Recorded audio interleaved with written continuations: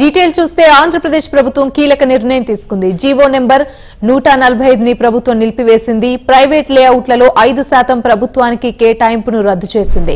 పట్టణ ప్రాంతాల్లో వేసే లేఅవుట్లలో 5% పేదల ఇళ్ల నిర్మాణానికి ఇవ్వాలంటూ గతంలో ప్రభుత్వం జీవో 145 ని జారీ చేసింది. ఆ జీవోపై అభ్యంతరాలు వ్యక్తమయ్యాయి. రియల్ ఎస్టేట్ వ్యాపారులు ఇతరుల నుంచి వచ్చిన వినతులతో రావడంతో ప్రభుత్వం ఆ జీవోను నిలుపుదల చేస్తూ నిర్ణయం తీసుకుంది.